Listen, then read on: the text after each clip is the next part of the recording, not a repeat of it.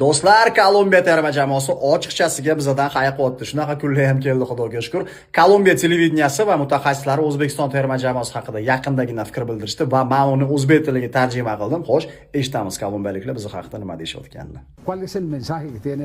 Ular biz tarix yaratdik. Bizning yo'qotadigan narsamiz yo'q deya hozircha bizni faqatgina chalg'itishmoqchi xolos. Agar O'zbekistonni jiddiy qabul qilmasak, bu biz uchun yaxshigina salbiy oqibatlarni keltirib chiqarishi turgan gap. Biz bunga aldanmasligimiz kerak. Ularga razn solar ekanman. Men evolyutsion bosqichni o'tagan uyushqoq jamoaviy termani ko'ryapman. Ular hujumda o'ta progressiv harakat qilishmoqda.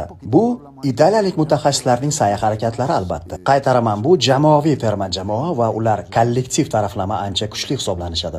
Ular intensiv harakat qilishadi, lekin kalit bunda emas. Gap ularning avtobus qo'yib, shunchaki qulay fursatni poylab turishlarida emas. Aytaylik, ularda Husanov bor. Ha, o'sha mashhur Husanov. U so'zsiz himoya qo'rg'oni. U to'pni osongina olib qo'ya oladi va aniq paslari bilan yarim himoya va hattoki hujumchini ham oldinga ildamlay oladi. Ha, men uni o'yinlarini APLda kuzatmoqdaman. U ajoyib mavsumni o'tkazdi. O'zbekiston asosan 3 himoyachidan iborat tarkib bilan so'nggi vaqtlarda harakat qilmoqda.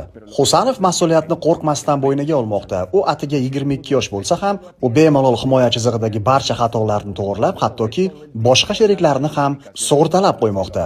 Shomurodovga hurmatni saqlagan holda aytishim mumkinki, agar biz Husanov muammosini yecha olsak, qolgani aytarli qiyinchilik tug'dirmaydi. Ha, haqiqatdan ham Husanov juda ham tezkor va agressiv futbol namoyish etadi. Biz buni guvohi bo'ldik. Terma jamoa o'yinchilarining aksariyati quyi ligalarda harakat qilishadi va jahon chempionati ular uchun jahon bozoriga chiqish uchun eng katta va eng zo'r imkoniyatdir. Bular albatta bundan maksimal darajada unumli foydalanishga harakat qilishadi. Bunga shubha yo'q. To'g'ri ta'kidladingiz. Jamoa asosan qanotlardan hujum qilishadi va markaz orqali yorib kirishga ham harakat qilishar ekan. Ular bo'ydor hujumchisidan foydalangan holda albatta asosan bosh bilan gol urishga katta urg'u berishar ekan va standart vaziyatlar ham ularning eng xavfli qurollaridan biridir. Xavier, juda to'g'ri aytdingiz, ular qisqa kasaniyalar orqali hujumni juda ham tez tashkillashtirishmoqda. Ko'rib turganingizdek, ular har jabhada xavfli. Shomurodovning statistikasini ko'rdim. U Turkiya Superligasida, Yevropaning top ligalaridan birida to'p urar bo'lmoqda. Bu hech narsani anglatmayaptimi? Bu albatta xavfli signaldir. Biz ehtiyot bo'lishimiz kerak. O'zbekiston shunchaki sayohatga kelayotgani yo'q.